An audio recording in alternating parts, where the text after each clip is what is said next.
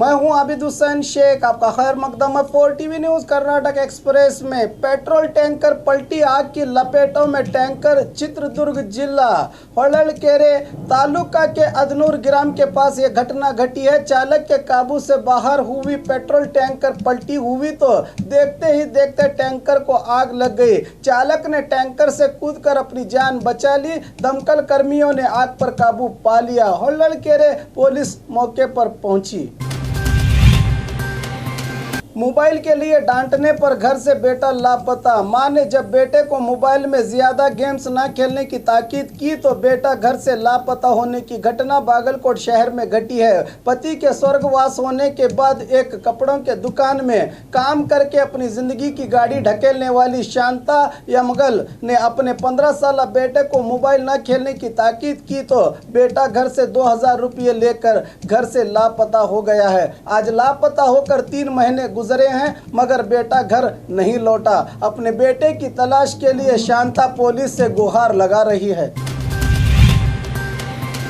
बीदर में newspaper editor का कत्ल। बीदर के लोकल न्यूज़पेपर विजय ध्वनि के संपादक 39 साला रवेश पंडित का सर पर पत्थरों से कुचलकर नामालूम दुष्कर्मियों ने कत्ल कर दिया। कल देर रात बीदर शहर के मंगलपेट के शुमशान इलाके में रवेश की लाश बरामद हुई है। कत्ल के कारणों का भी पता नहीं चल सका। घटना स्थल पहुंचे SP T Sridhar market police थाने में मामला हुआ दर्ज।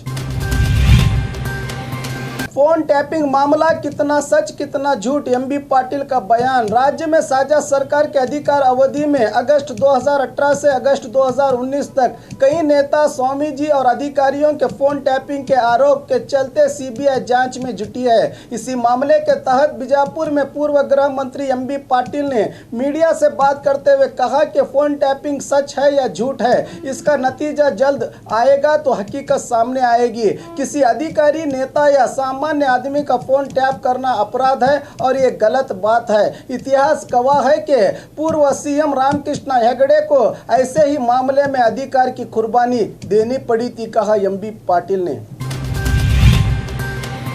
बीजेपी सांसद तेजस्वी सूर्या पर भड़के बीजापुर नगर विधायक। पिछले दिनों बेंगलुरु दक्षिण क्षेत्र से बीजेपी के सांसद बने तेजस्वी सूर्या का बयान के राज्य में बाढ़ से प्रभावित इलाकों में हुए नुकसान से निपटने के लिए काफी रुपया है, बार बार केंद्र पर दबाव डालना ठीक नहीं है, कहा था। तेजस्वी सूर्या ने इसी बयान की खंडना करते हुए बीजापुर नगर विधायक बसनगौड़ा पाटिल ने सांसद को आड़े हाथ लेते हुए कहा कि ऐसा गैर जिम्मेदाराना बयान देना गलत है। तेजस्वी चाहे तो उत्तर कर्नाटका का दौरा करके देखें कि बाढ़ से कितना नुकसान हुआ है। केंद्र सरकार से हम भीख नहीं मांग रहे हैं। फौरन 5000 करोड़ रुपया मंजूर करने का केंद्र से आग्रह किया बसनगौड़ा पाटिल ने। जनता कह रही है कि देर से ही सही विधायक को एहसास तो हुआ है मगर सिर्फ कुर्सी पर बैठकर बयान देने से क्या होगा, परिहार के लिए प्रदर्शन करना जरूरी है। तालाब में गिरकर विद्यार्थी की मौत, स्कूल मैनेजमेंट के विरुद्ध पोषकों का आक्रोश। कोप्पल जिला कुकनूर तालुका के कुदरे मोती ग्राम में स्थित विजय महांतेश रेसिडेंशियल स्कूल में कल ये घटना घटी है। अमावस के चलते अपने गुड्स वाहन को धोने के लिए चालक आनंद के साथ हिरे बेन्नाल ग्राम के 10 साल विद्यार्थी कोतरेश को स्कूल के मालिक पंपन्ना हड़पद ने तालाब को भेजा था। वाहन को धोते समय पैर फिसलकर जब विद्यार्थी गिर गई तो चालक आनंद देखता ही रह गया। देखते ही देखते कोतरेश की पानी में डूबकर मौत हो गई। इसी को लेकर विद्यार्थी के पोषक पप्पन्ना के विरुद्ध आक्रोश जता रहे हैं।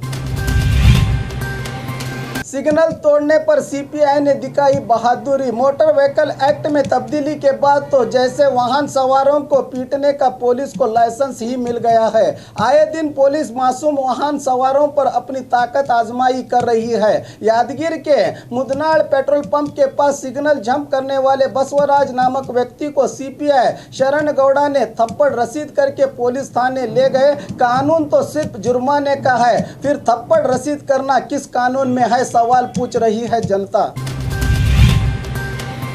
बीजापुर बीईओ सहित 6 अधिकारी निलंबित, कमिश्नर का आदेश। कर्तव्य लोप के चलते कमिश्नर मेजर सिद्धलिंगैया हिरेमठ ने बीजापुर ग्रामीण वलय के BEO Rudrappa Hurli, FDA AM Akkalkoti, BN Naik, SD Chauhan, SDA LH Bagewadi और एनए बिलगी को सस्पेंड करके आदेश जारी किया है। पिछले 18 और 19 सितंबर को कमिश्नर विजिट करके बीईओ दफ्तर आए थे।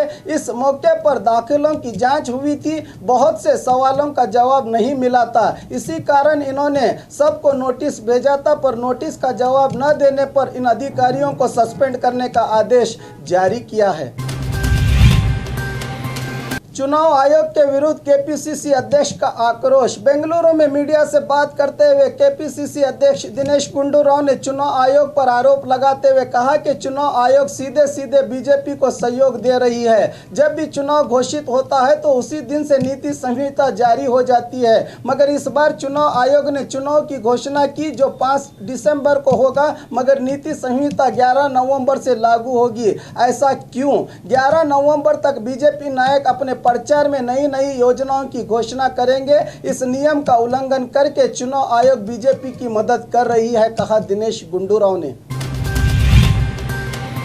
दोस्त के फोन न उठाने से खफा महिला ने की आत्महत्या। मनोरंजन के लिए मोबाइल में आने वाले ऐप्स मौत का कारण बन रहे हैं। टिकटॉक, पबजी वगैरह से नई पीढ़ी मौत के मुंह में पहुंच रही है। इसी की एक ताज़ा मिसाल चिकबल्लापुर की 30 साल महिला शिल्पा की शादी कोलार के शिवानंद के साथ हुई थी। 2 बच्चे भी हैं। गाने का शौक रखने वाली शिल्पा ने मोबाइल में स्माइल नामक एक सिंगिंग ऐप को लिया था, जिसके चलते हासन के देवराज नामक युवक से परिचय हुआ। दोनों मिलकर इस ऐप के जरिए गाने गाते थे। बताया जा रहा है कि कल जब शिल्पा ने देवराज को फोन किया तो देवराज ने फोन नहीं उठाया। इसी से खफा होकर शिल्पा ने घर में आत्महत्या कर ली। शहर से बाहर पति ने जब शिल्पा को फोन किया तो फोन की रिंग बजती रही। आखिर में मालिक मकान को कॉल किया तो दरवाजा तोड़कर देखने पर मामला सामने आया है। हकीकत क्या है ये तो पुलिस की जांच के बाद ही पता चलेगा।